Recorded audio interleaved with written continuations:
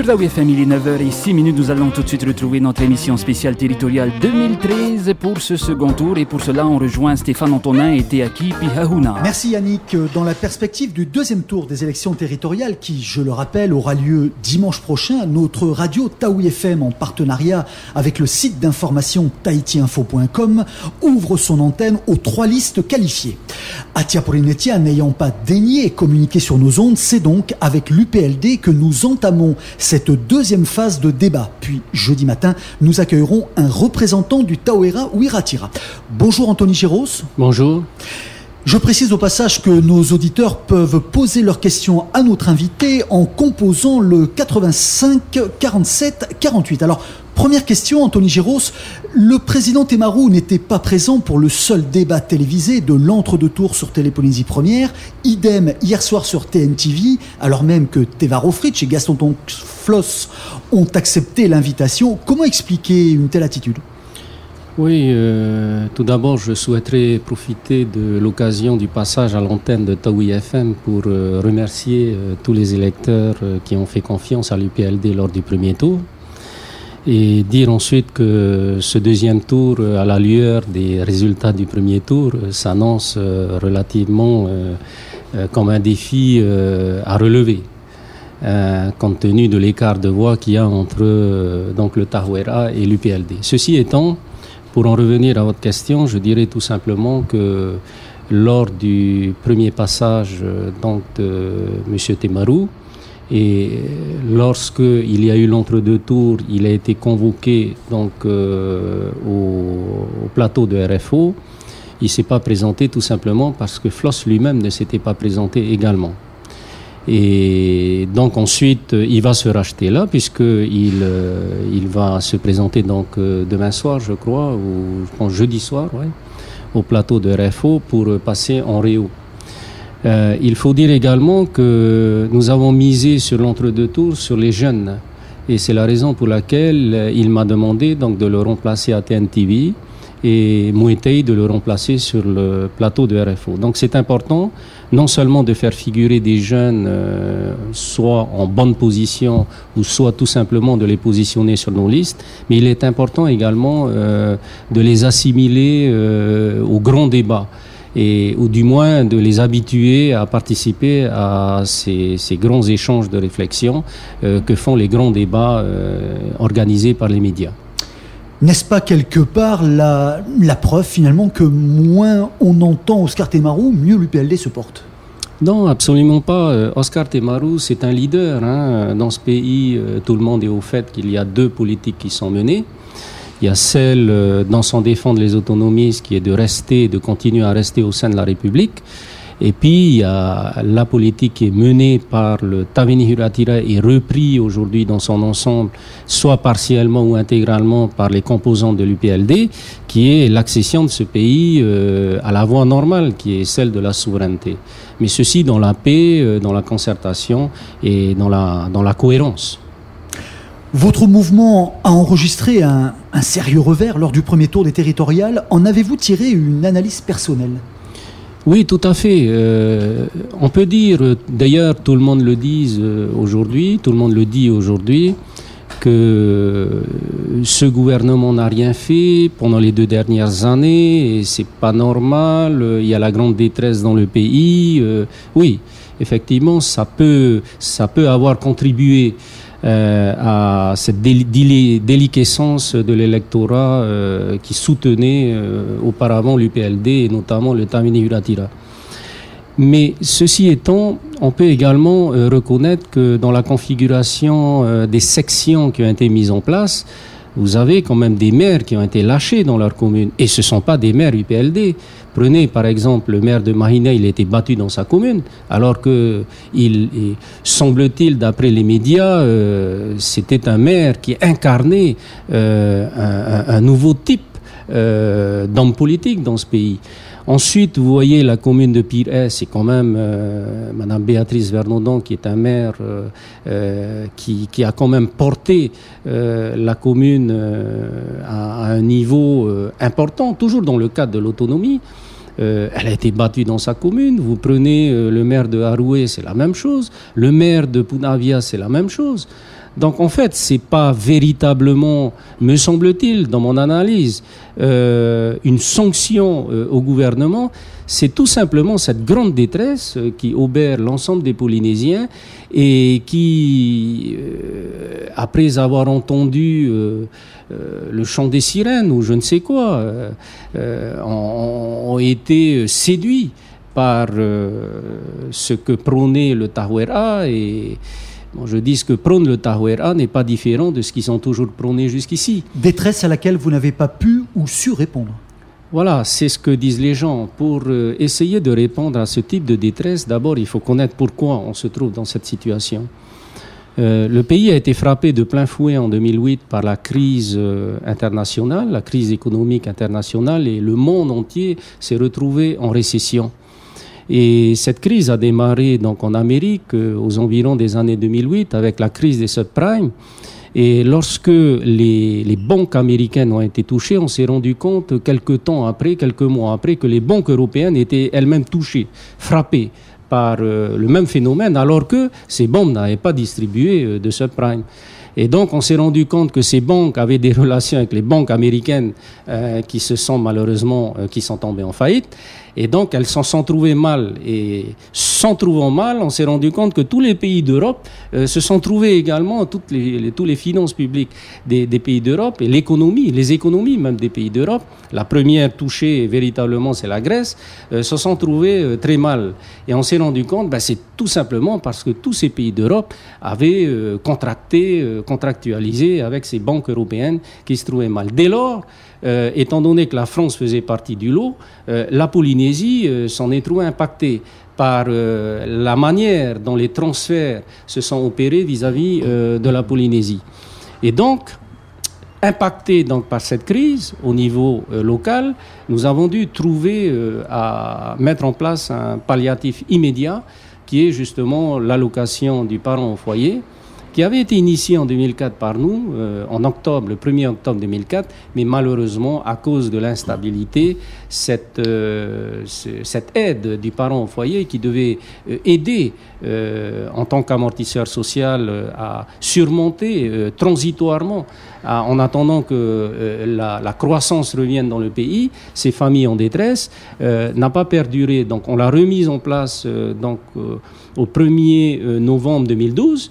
Et depuis le 1er novembre 2012, il y a 325 dossiers qui ont été accueillis sur 1500 demandes. Et petit à petit, le rythme d'accessibilité à ce dispositif qui est un amortisseur social, qui ne saurait perdurer, donc qui est un amortisseur social, prend son essor.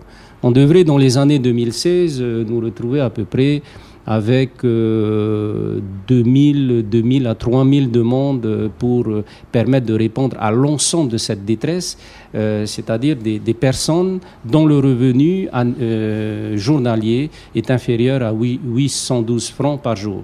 Donc ça représente à peu près 24 000 francs par mois, ce qui représente le standard du seuil de pauvreté admis au niveau international.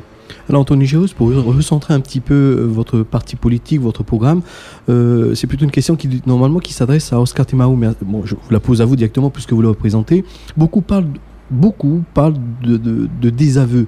AFA, c'est quand même une grande défaite cuisante parce que c'est quand même un peu plus de 4770 voix, moins de 5000 voix, et c'est quand même une première dans la vie d'Oscar Temahu. Alors est-ce que quelque part ce serait pas annonciateur, ça augure pas quelque chose pour les municipales? Quel est votre avis? Alors, il faut attendre le deuxième tour pour confirmer les résultats du premier tour. Hein. Un maire, c'est un maire, d'autant plus quand il est leader d'un mouvement important. Il faut toujours analyser avec beaucoup de précaution les chiffres lorsqu'on se retrouve avec un scrutin à 2 tours. À mon avis, c'est le deuxième tour qui va confirmer ou infirmer ce type d'analyse que vous tenez. Je pense que, comme je l'ai dit, de manière générale, aujourd'hui, beaucoup de gens se trouvent en situation de difficulté et ils ont appris depuis un certain nombre d'années maintenant que quand ils sont en difficulté, ils attendent tous et toutes de la puissance publique. Donc voilà, c'est l'état d'esprit qui anime l'ensemble de la population de ce pays, je pense. Et les seuls qui ont tenu dans leur discours politique, qui ont apporté une réponse claire en disant oui, nous allons revenir, nous allons travailler sur ce qu'on appelle chez nous le Moniruo, le Monitamari, etc. Donc ça, c'est un discours qui plaît. Mais compte tenu de la situation dans laquelle se trouvent les finances publiques aujourd'hui, et puis c'est le ministre du budget qui parle, ce genre de discours ne pourra pas se concrétiser. Nous sommes véritablement dans une difficulté financière et les priorités de financement auxquelles nous nous sommes astreints dans le cadre de la gestion du budget depuis 2011 à 2013, c'est payer les salaires, de l'administration publique, c'est 32 milliards par an, c'est payer notre dette, c'est 12 milliards par an, c'est payer les communes à travers le FIP, c'est 12 milliards par an, c'est payer le RSPF, c'est 6 milliards par an. Donc c'est l'ensemble de ces dépenses qui font qu'aujourd'hui, à partir du moment où on répond à ces priorités, il reste plus que peau de chagrin pour pouvoir répondre aux attentes qui ont fait l'objet d'ailleurs de ces discours un peu, que je dirais quand même démagogues, parce que ceux qui les ont tenus ont été aux affaires du pays. Ils savent dans quelle situation, qui plus est, ce sont des membres de l'Assemblée, ils savent la situation dans laquelle on est. Et tenir ce genre de langage risque, à mon avis, poser préjudice demain lorsqu'ils arriveront aux affaires du pays, parce qu'ils ne pourront pas tenir ces promesses. Alors, la notion de vote utile a été quand même évoquée au sein de la population, de ceux qui votent, de l'électorat tout simplement, à savoir que dans le subconscient, beaucoup se sont dit, bon, pour ne pas que l'UPLD se retrouve sortant, il faut absolument l'isoler, donc le mettre de côté, quitte à faire sortir les deux partis autonomistes. Que pensez-vous? La loi a été Est-ce justifié ou pas? La loi électorale a été configurée pour ça. C'est pour mettre un frein aux indépendantistes. C'est clair et net. D'ailleurs, vous avez vu, on s'est retrouvé dans un combat de boxe avec 8 adversaires en face et un seul pour défendre son programme. Et donc, il y en a 6 qui ont été éliminés, il y en a 2 qui restent sur le ring. Quel que soit le mode de scrutin, il y aurait eu 8 autonomistes et un indépendantiste. Pas forcément. C'est le sectionnement, enfin, c'est pas un mot qui existe, mais c'est cette manière de découper l'électorat qui a en fait municipalisé les élections, communalisé les élections. Parce que quand on a découpé le pays dans l'ensemble des sections qui sont celles qui ont prévalu dans le cadre de cette nouvelle loi électorale, les gens très rapidement ont eu le réflexe de proposer, de pousser leur maire sur la liste, et c'est ce qu'on voit pratiquement dans toutes les listes, tous les maires y figurent. Vous avez Delano Flore, vous avez Béatrice Vernaudan, vous avez tout le monde, même Ronnie Toumahaye, etc., ou Jacques Graff. Donc ce mode de scrutin, vous demanderiez à le revoir ? Il faut le revoir, parce que soit, à moins qu'on s'accommode de maintenir le type de découpage, mais avec un dispositif supplémentaire, c'est le non-cumul des mandats des maires avec représentants à l'Assemblée. Là, on reviendrait à des considérations beaucoup plus normales. Parmi les raisons pouvant expliquer votre débâcle électoral, n'y a-t-il pas eu quelques erreurs de casting dans la composition de votre liste ? Là également, c'est lié à la loi électorale. Je vous ai dit, le réflexe qu'il y a eu, c'est un réflexe stratégique. C'est de dire, tel que la manière dont le pays a été découpé en sections, le réflexe stratégique, c'est d'abord de penser à la notoriété de ceux qui tirent déjà une certaine notoriété du mandat électif qu'ils ont. Alors c'est quoi ? C'est les représentants à l'Assemblée. Il faut absolument voir dedans si on ne peut pas remettre ces représentants, enfin ceux qui sont en meilleure position, sur une des listes. Donc on va voir dans quelle section ils se trouvent, on les place. Ensuite, on va essayer de voir où sont les maires. Bon, les maires ne sont pas à l'Assemblée, donc allez, on les place dessus. Il reste quoi pour ceux qui devraient incarner véritablement le renouveau de la classe politique ? Il reste que les dernières places. Donc je trouve que véritablement ce mode de scrutin n'est pas adapté. Nous l'avons dit à l'Assemblée lorsque la majorité des membres de l'Assemblée ont voté contre, ont donné un avis contraire à cette loi en disant à l'État « changez votre proposition. Mais l'Assemblée nationale n'a pas tenu compte. L'État vous a répondu, on ne change pas une règle un an avant. Ils n'ont pas répondu, ils ont simplement décidé à leur manière d'imposer le mode de scrutin, et puis c'est tout. Pourtant, ce sont vos amis à l'Assemblée. Non, c'était pas nos amis, c'était la droite qui a voté cette loi, c'était Marie-Luce Ponchard, pas nos amis. On a entendu notamment Jackie Briand se plaindre du peu de considération dont il est l'objet. Vous comprenez son argument ? Alors, Jackie, c'est quelqu'un de très compétent.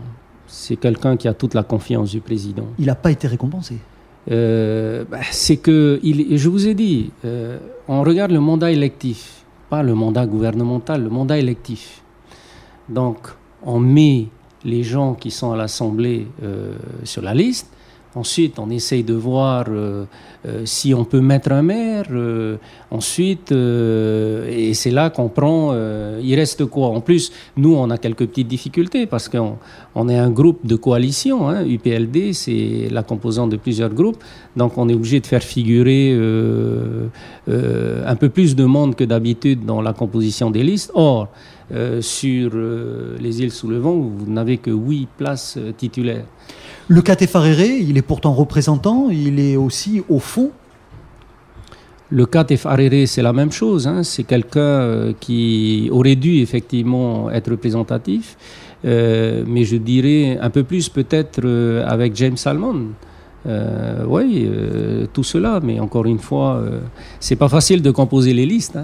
Anthony Géraud, situation hypothétique, si vous reveniez donc à la barre, on dirait à la barre du pays, qu'est-ce que vous ne feriez plus ? Quelles sont les erreurs que vous ne recommenceriez plus à faire ?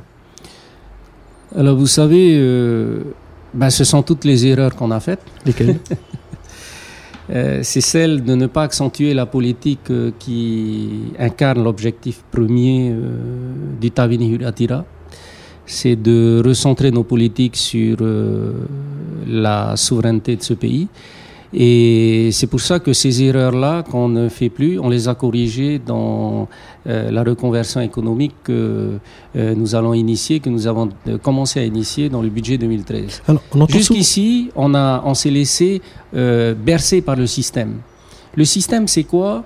C'est tous les ans le pays, de voir le pays se présenter à la barre d'une banque d'État en général pour obtenir ce qu'elle ne peut plus financer au titre de son autofinancement. C'est-à-dire que le pays va emprunter donc une certaine somme d'argent, je veux dire 10 milliards, ce qui permet dans le partenariat financier de l'État de venir apporter sa contribution à due concurrence.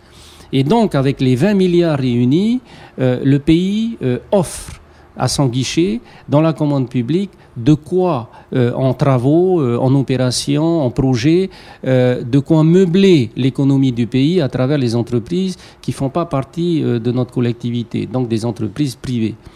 Mais jusqu'ici, on s'est rendu compte aussi que l'ensemble de ce dispositif contribuait plutôt à favoriser les entreprises du béton, donc du noir, et plutôt du goudron, donc du noir, et du béton. Donc aujourd'hui, on s'est rendu compte qu'en 2011, l'accessibilité de notre collectivité au guichet des banques n'était plus facile comme on l'a toujours eu, n'était plus effectuée avec autant de facilité comme par le passé. Et donc, nous avons essayé d'imaginer une reconversion économique pour réorienter notre économie sur ce qu'on voit dans toutes les grandes démocraties du monde et dans toutes les grandes nations du monde. Dans toutes les grandes nations du monde, l'économie repose sur le secteur primaire parce que l'intérêt et la responsabilité de l'élu politique, c'est d'abord de pouvoir nourrir en autosuffisance sa population.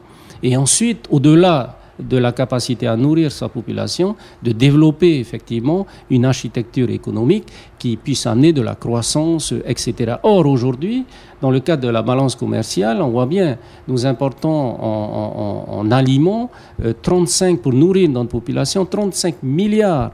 Donc nous achetons plutôt 35 milliards de denrées alimentaires à l'extérieur que nous importons, alors même que le terroir local, autant que l'océan qui nous entoure, a la capacité de produire ces aliments que nous importons. Donc on ne dit pas, nous ne disons pas qu'on va tout importer, mais au moins ce qui est en capacité de produire localement, qu'on le fasse. Et donc, dans la reconversion économique, c'est ce que nous avons commencé à faire. Nous avons, par exemple, inauguré au mois de février le centre de recherche agronomique de Papara, qui va permettre un accompagnement des agriculteurs du pays, parce que si on voit l'agriculture en grande expansion, il faut quand même des outils d'accompagnement pour éradiquer les pestes ou éradiquer les grandes maladies parasitaires qui risquent d'obérer ces grandes plantations qui demain devraient garnir l'ensemble des terroirs du pays. Ensuite,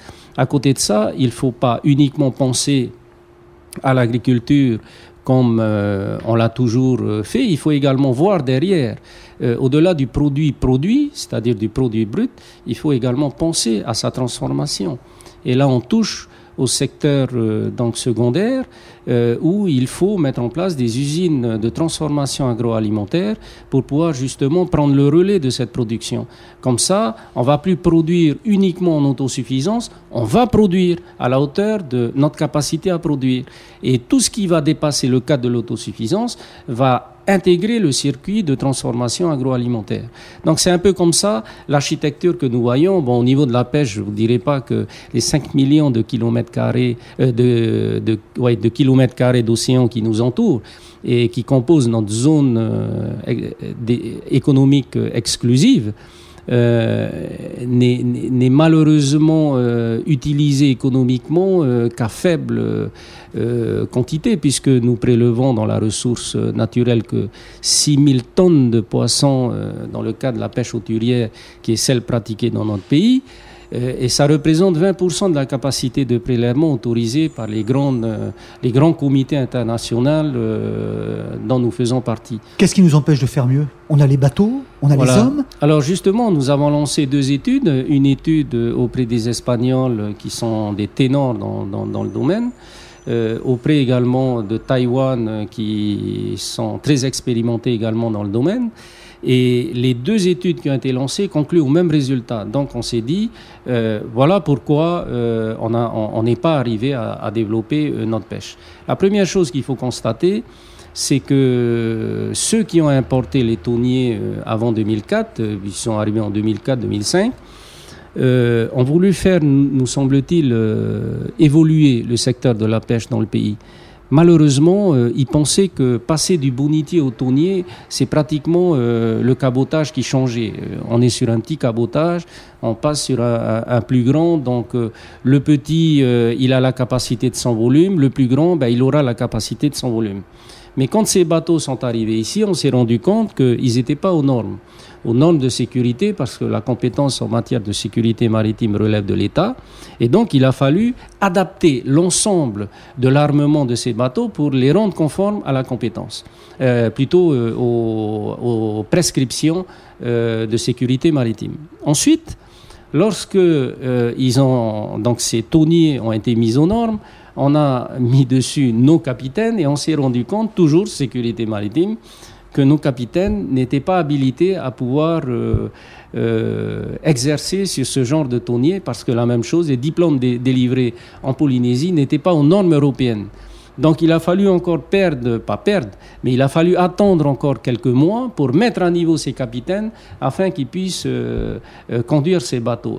Et lorsqu'ils ont été en mesure de conduire ces bateaux et que ces thoniers ont commencé à aller pêcher, on s'est rendu compte que les équipages ne suivaient plus. Pour plusieurs raisons, mais la vraie raison, c'est que le Polynésien n'est pas habitué à s'extraire de sa petite vie familiale plus d'une semaine. Quand il quitte sa vie familiale plus d'une semaine, sa petite famille plus d'une semaine, ça tourne mal. Il peut peut-être tenir 2 semaines et après ça va très mal. Il veut revenir à terre. Or, ce type d'armement ne fonctionne pas comme ça. Conclusion, donc il faut faire venir des pêcheurs étrangers. Les 2 études concluent à dire que on ne pêche plus comme ça aujourd'hui. Aujourd'hui, maintenant, il y a des bateaux-usines qui sillonnent le monde et auxquels est rattachée une flottille de thoniers. Et donc cette flottille de thoniers-là a pour objet que de pêcher. Donc ils pêchent une semaine, ils rentrent, comme ils sont une flottille, ils sont plusieurs, où ils changent d'équipage. Et ensuite, une fois qu'ils ont pêché, ils amènent donc leurs produits non pas à quai, mais à l'intérieur, donc sur ces bateaux-usines, qui transforment le produit de manière à ce que le produit transformé puisse être directement écoulé sur l'étalage des grandes surfaces. Tous ces constats, Tony Géraud, on les connaît déjà depuis des années. C'est pas nouveau, il n'a pas fallu une étude pour ça quand même. Non, si. Ben, écoutez, quand on est arrivé, à moins qu'on nous ait retiré, substitué ces études, on a trouvé les placards vides. Et donc, c'est pour ça qu'on a commandé ces 2 études d'Espagne et puis de Taïwan qui concluent au même résultat. Et ce qui est pire aujourd'hui, c'est que ces bateaux-usines, comment ils sont abordés?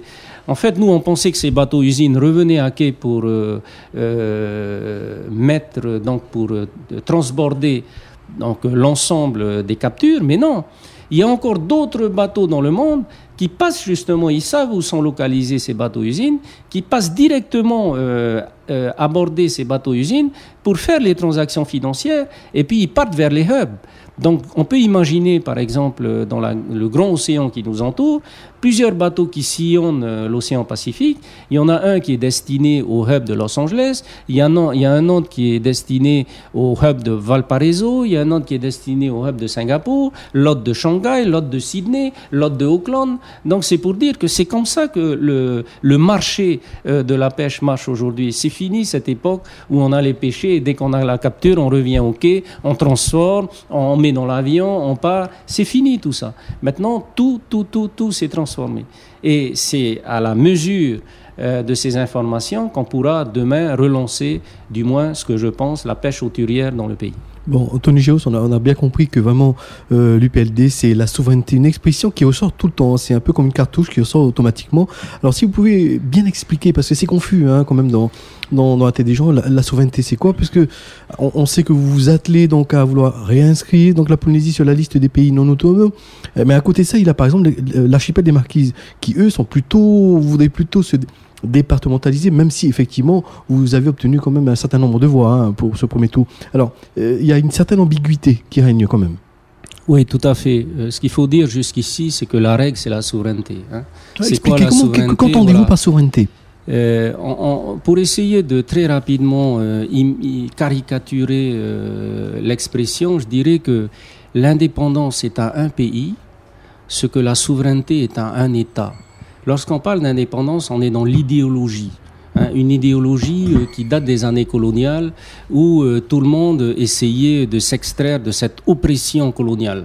Il y avait la traite des Noirs, etc. Enfin bref, il y avait toute cette perversité qui accompagnait les États colonisés par les puissances qui colonisaient ces États.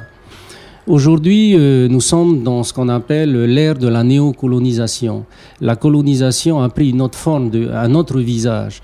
Par exemple, un des visages, une des caricatures de ce visage que je peux exprimer, c'est par exemple d'empêcher un gouvernement d'accéder aux banques d'État. C'est pas possible. C'est par exemple d'empêcher une collectivité de pouvoir protéger l'emploi dans sa collectivité. C'est par exemple d'empêcher une collectivité qui pratique un réo de pouvoir officiellement, à côté de l'autre, je ne dirais pas que reconnaître officiellement le réo comme seule langue officielle, mais à côté de l'autre, le reconnaître. Donc c'est ce qu'on appelle la caricature de cette nouvelle forme de colonialisme qui existe dans le pays et qu'on va appeler néocolonialisme. Donc pour s'extraire de cette démarche, il y a une procédure qui existe aux Nations Unies, c'est celle qui prévaut dans le cadre de la résolution 1514 du 14 décembre 1960. Alors c'est quoi cette procédure? Cette procédure a été initiée lorsqu'en 1946, tous les grands chefs d'État se sont réunis à New York suite à la Deuxième Guerre mondiale. Et ils ont réfléchi pourquoi, pour la deuxième fois au monde, on s'est trouvé dans une guerre mondiale. Pourquoi? Parce que, après avoir identifié les motifs des raisons pour lesquelles on s'est retrouvé pour une deuxième fois dans une guerre aussi monstrueuse que celle-là, on allait pouvoir éradiquer tout risque de troisième guerre mondiale. Et donc, après avoir analysé la situation, ils se sont vite rendus compte que c'était lié à l'hégémonie de la période impérialiste, coloniale, etc. et tout, et qu'aujourd'hui, on ne pouvait plus, à moins de se retrouver dans une troisième guerre mondiale, continuer à garder l'ensemble des pays ou des collectivités qui ont été colonisés sous le joug d'une puissance administrante, parce que c'est le terme utilisé dans le droit international. Et donc, partant de là, tous ceux qui ont ratifié la Charte des Nations Unies se sont engagés à inscrire sur une liste l'ensemble de ces pays, de ces territoires qui ont été par le passé colonisés, pour justement les mettre dans une trajectoire de décolonisation. Alors là, la trajectoire de décolonisation, c'est pas une trajectoire d'accession à l'indépendance, c'est une trajectoire de décolonisation. Alors cette décolonisation, elle doit effectivement aboutir à un référendum. Mais ce référendum, on le connaît tous, c'est oui ou non. Donc c'est clair, on va poser la question à la population. Mais cette question-là, elle va être posée dans le cadre d'une procédure, parce qu'un référendum, c'est un scrutin d'autodétermination et non pas de détermination. Donc un scrutin où chaque électeur, chaque personne autorisée à participer au vote, va se déterminer si oui ou non il veut accéder ou il ne veut pas. Alors je vais prendre un exemple. Vous avez par exemple un fonctionnaire d'État payé par les transferts de l'État, qui représente 58 milliards aujourd'hui pour payer les fonctionnaires d'État, et il y a à peu près 9 000, 8 000 et quelques fonctionnaires d'État ici en Polynésie. J'exclus ceux de la Poste parce que c'est le budget de la Poste qui paye ces fonctionnaires d'État, c'est pas les transferts d'État. Donc, ces personnes-là, si vous leur demandez demain, au détour d'un référendum, vous voulez accéder à l'indépendance ou non, ils se positionneront de manière autonome quand ils auront la réponse à leur situation. Qui va me payer demain lorsqu'on sera indépendant? Et donc, et c'est là toute la magie de la résolution 1514 qui impose à tous les États qui ont ratifié la Charte des Nations Unies d'accompagner, pas jusqu'au référendum, d'accompagner tous les pays dont elles ont assuré la tutelle à la capacité de se gouverner eux-mêmes. Ça dépasse le terme de l'indépendance ou de la souveraineté. C'est véritablement un accompagnement partenarial qui s'inscrit dans des accords jusqu'au référendum et ensuite qui se poursuit dans des accords de coopération au-delà du référendum. Prenez l'exemple de l'Algérie. Qu'est-ce qu'il y a eu? Il y a eu une guerre en Algérie, parce qu'on n'arrivait plus à s'entendre et les Algériens voulaient absolument obtenir leur souveraineté. Bon, on ne va pas rentrer dans les considérations qui ont été celles qui ont mis le feu aux poudres, mais je dirais tout simplement, malgré cette guerre, tout de suite après l'accession de l'Algérie à son indépendance, il y a eu un accord qui a été passé avec la France, justement pour accompagner l'Algérie dans sa sortie de relations avec la France du point de vue des transferts que la France faisait avec l'Algérie. Et je crois qu'ils ont continué à financer les salaires des enseignants qui étaient en Algérie pendant un certain temps. Il faut quand même rappeler ici que l'intérêt de la France est principalement motivé par les énormes ressources en gaz de l'Algérie, ce qui n'est pas le cas de la Polynésie, non ?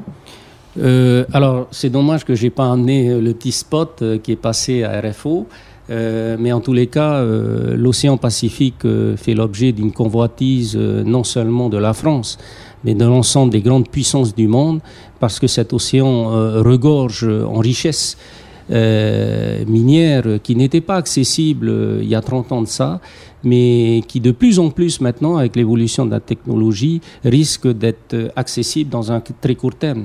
D'ailleurs, dans ce reportage, on parlait de la Guyane, où aujourd'hui Shell est en train d'exploiter un forage de pétrole, mais attention, à 6000 mètres de profondeur. Chez nous, on est à peu près à 3000 mètres de profondeur, sans parler des fosses de Marianne. Donc, mais oui, quand même, on est à la portée de la technologie d'aujourd'hui. Ces mines sont à la portée des technologies d'aujourd'hui. Donc, on vous a bien compris, la réinscription, il faut continuer à expliquer, il faut continuer à vulgariser, et vous le ferez quoi qu'en pense la population. Vous ne pensez pas que la population en a marre de cette démarche à l'ONU, de ces voyages à New York, pendant qu'il y a des gens finalement qui attendent du travail? Voilà, alors c'est vrai qu'il y a des gens qui attendent du travail. C'est pas parce que demain on va changer de gouvernement qu'il y aura du travail. Hein. Donc il faut savoir vivre avec les maux de son temps. C'est un peu comme une maladie. Hein. Il y a des maladies qui sont incurables, il faut apprendre à vivre avec et puis essayer de durer le plus longtemps possible.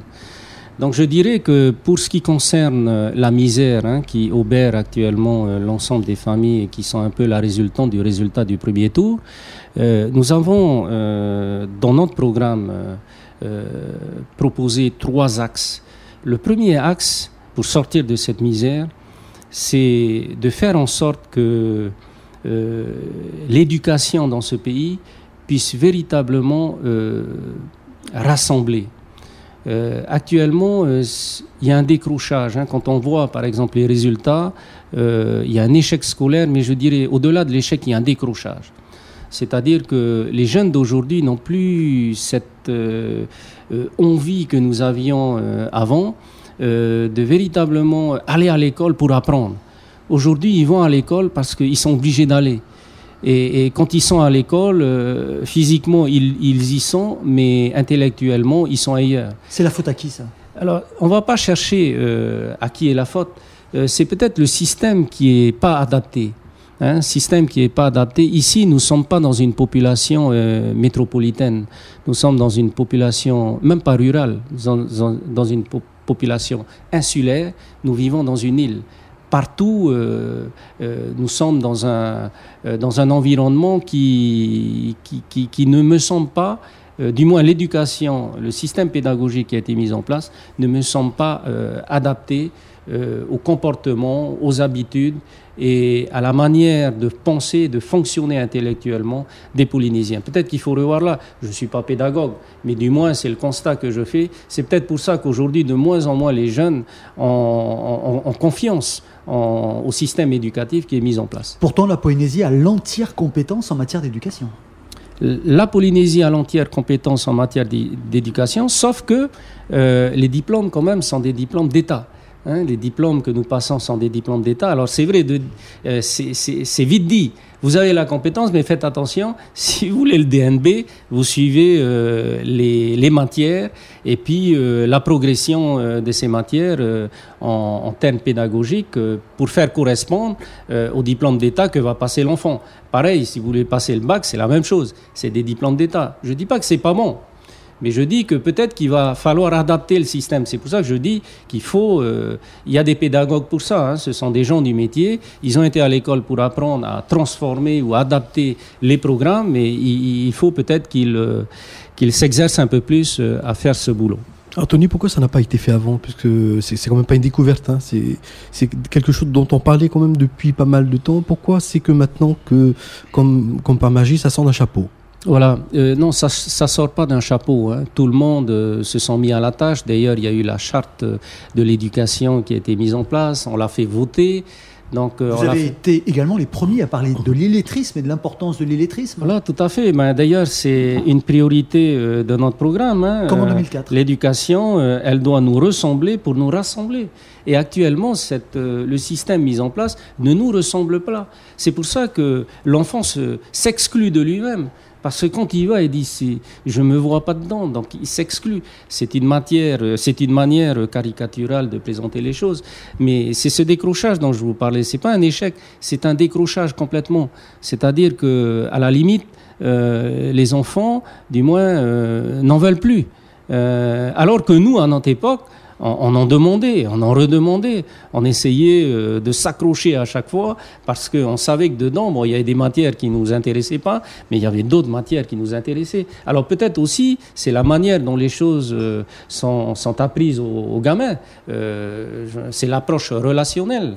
Alors, les questions quand même ont été posées dans beaucoup de collèges, beaucoup de lycées, pas bien sûr au niveau primaire, mais beaucoup de jeunes, quand on leur pose la question, mais pourquoi tu veux plus aller à l'école? Pourquoi est-ce que ça ne t'intéresse pas de faire de hautes études, d'aller plus loin? Et 70% des cas, dans des questions, il n'y a pas de sondage, mais ce sont des questions que nous on retrouve en tant que journalistes sur le terrain, ils disent quand même, mais si c'est pour ne pas avoir de boulot parce que ce gouvernement-là, ou ces gouvernements, simplement, il n'y a pas un gouvernement qui est pointé du doigt, mais en disant, qu'est-ce qu'ils vont nous donner? Alors, comme on dit, le fameux c'est few. Qu'est-ce que vous répondez à ça? C'est quand même une réalité, là. Alors, moi, ce que je dirais là-dessus, c'est que ce pays a souffert d'une chose, le système éducatif, c'est le patriotisme. Vous savez, quand vous allez dans les grands pays, d'ailleurs quand vous demandez par exemple la nationalité américaine, on vous oblige à apprendre certaines dispositions de la Constitution américaine. Donc, ce patriotisme est important. C'est ce qui fédère tous les peuples du monde, tous les peuples des grandes nations. Vous êtes français, vous savez que vous avez un drapeau, vous avez une nation, vous avez un pays. Et ici, on a fait perdre ces repères à la Polynésie parce qu'on leur dit attention, vous n'êtes pas polynésien, vous êtes français. Alors, mettez-vous à la place du gamin. Ben oui, il est français, il est polynésien, peu importe. Et aujourd'hui, on dit même, écoute, je suis chinois. Et voilà. Et donc, c'est cette manière d'approcher les choses qui ont fait perdre les repères fondamentaux de tout enfant, de tout gamin, de tout élément d'un peuple qui, normalement, doit le raccrocher à sa terre.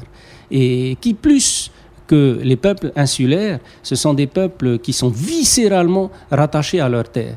Et petit à petit, à cause de ce système néocolonial qui a été mis en place, on a perdu cet amour, ce rattachement à la terre. Alors, il y a quelques-uns qu'on voit de temps en temps à la télé, dans leurs exactions, qui se lèvent avec des grandes diatribes en disant attention, oui, je suis le roi ou je suis ceci, cela. Mais tout ça, ce sont des signes extérieurs de ce décrochage, encore une fois, relationnel entre l'homme maori et sa terre. Donc son rattachement à sa terre, son rattachement aux valeurs patriotiques. Et on ne peut retrouver tout ça qu'à la faveur d'un retour de la souveraineté dans ce pays. Alors la souveraineté, tout à l'heure, je voulais juste, si vous me laissez 2 secondes, vous dire que, bien entendu, c'est l'indépendance politique.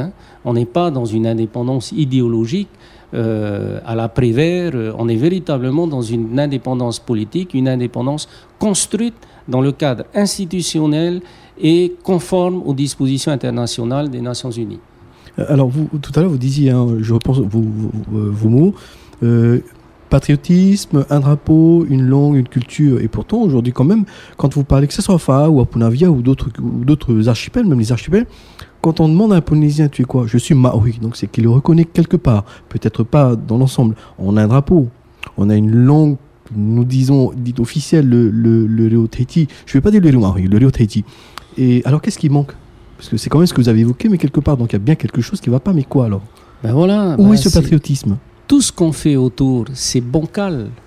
Et vous ne prendrez pas à défaut le vrai Maori pour lui faire comprendre que c'est pas bancal.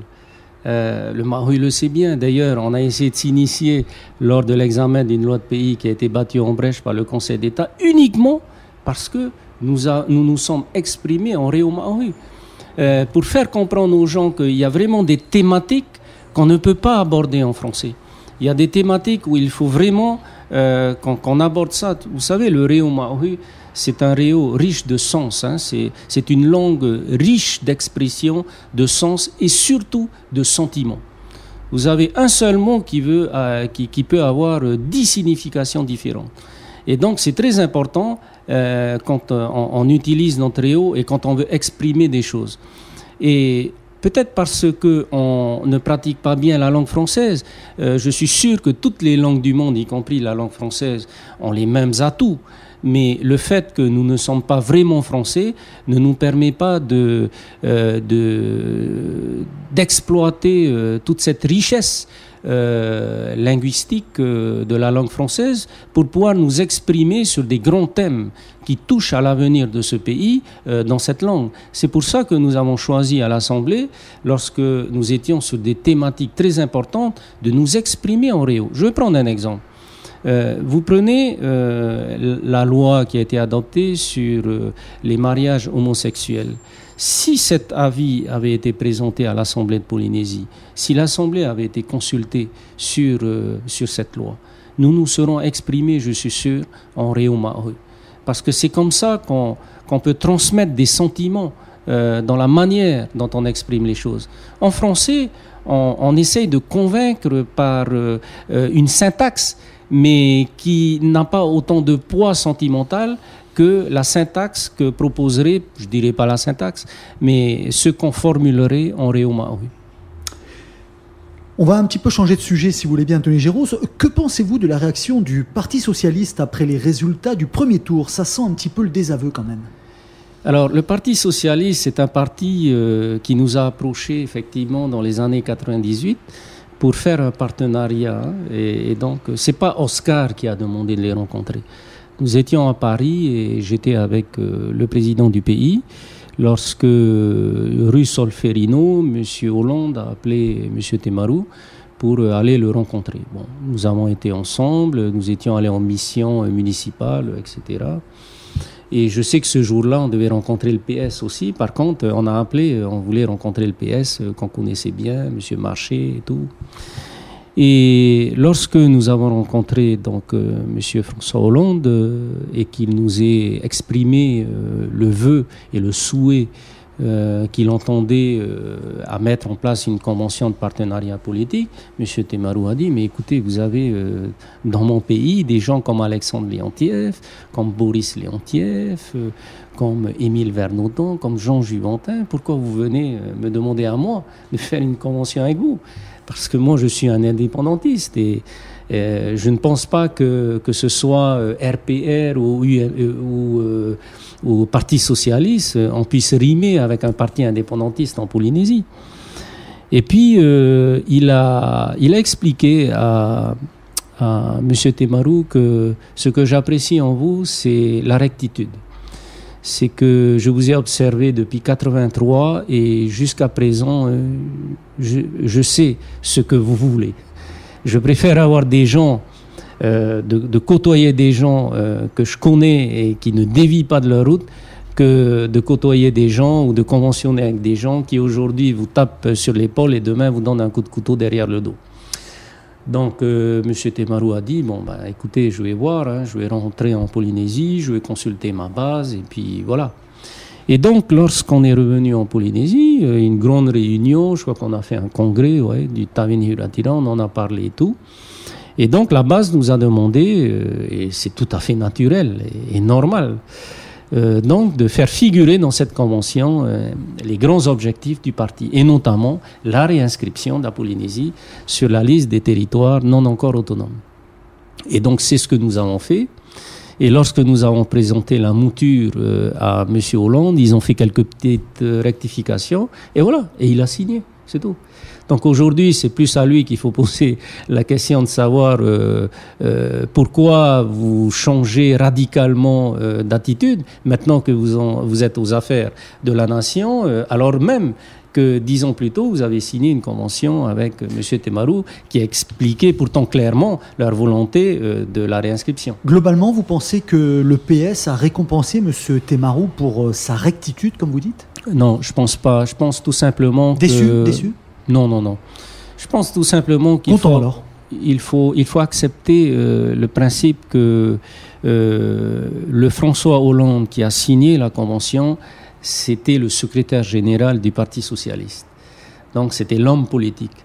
Aujourd'hui, investi des fonctions de président de la République, il n'est plus président uniquement des socialistes, il est président de toute la France. Et c'est tout à fait normal qu'il défende avec force les valeurs fondamentales de cette France, qui est une France quand même jacobine, il faut le rappeler, il ne faut pas l'oublier. Hein. C'est ce qui a caractérisé d'ailleurs le trait principal de tous les grands partis français. C'est cet esprit jacobin qu'ils ont à tout garder et à centraliser pour dire voilà, ça c'est mon caillou, ça c'est chez moi. Donc vous acceptez un petit peu la remontrance du Parti socialiste. Bref. On change, il nous reste 4 petites minutes, Tony Géraud. 2 questions, ce qui appelle de votre part des réponses relativement rapides. Sur le plan budgétaire, tout d'abord, et c'est au ministre des Finances que je m'adresse, dans quelle situation se trouve actuellement le pays ? Alors, d'abord, c'est le ministre du Budget, le ministre des Finances, c'est M. Frébault. Donc le pays aujourd'hui se trouve dans une situation de reconstitution de ses fondamentaux budgétaires. Dans un budget, vous avez des principes qui sont fondamentaux lorsque vous le présentez. C'est le principe de l'équilibre. Ce principe est respecté, mais ce principe est fragilisé par le fait que cet équilibre, dans certaines constructions de ce budget, n'est pas, on va dire, sincère complètement. Voir par exemple, alors je vais utiliser un terme technique, excusez-moi, mais comme il faut faire vite, la capacité d'autofinancement du pays. Dans cette capacité d'autofinancement, on doit y retrouver la capacité du pays à pouvoir payer au moins le capital de sa dette. On le fait actuellement. Et ensuite, à pouvoir payer ses intérêts. On le fait également.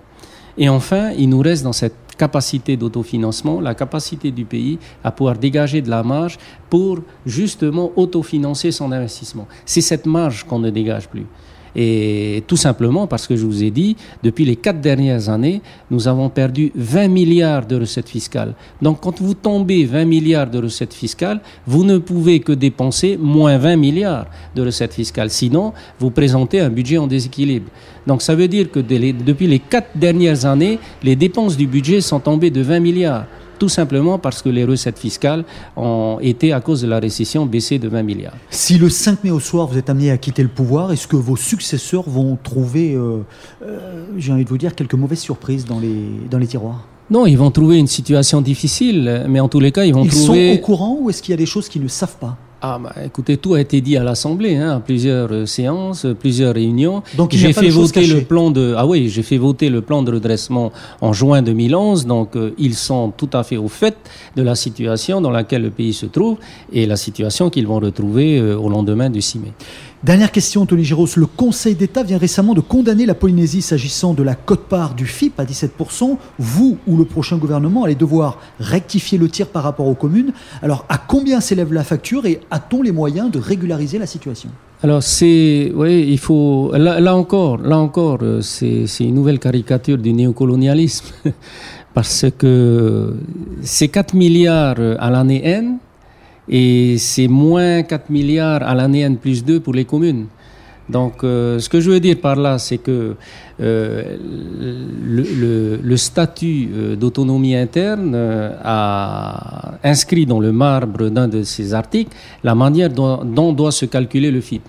Alors, que dit ces instructions ? Ils disent, voilà, à chaque fois que vous faites un budget, vous déterminez une assiette fiscale, donc vous mettez en place toutes les recettes fiscales et vous extrayez 17% de ces recettes. Ça constitue le prélèvement qu'il faudra donner au FIP. Voilà.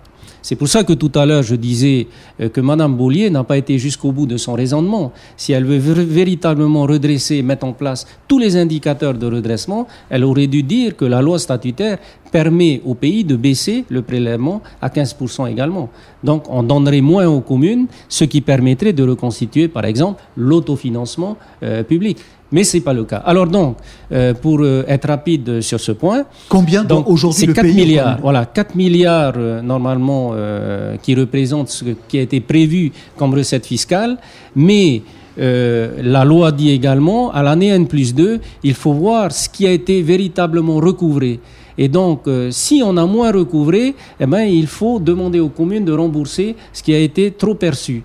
Et donc, c'est pour ça que je dis, c'est plus 4 milliards aujourd'hui, et ils verront qu'à cause de la récession, on a moins recouvré, dans 2 ans, il va falloir qu'ils remboursent 4 milliards.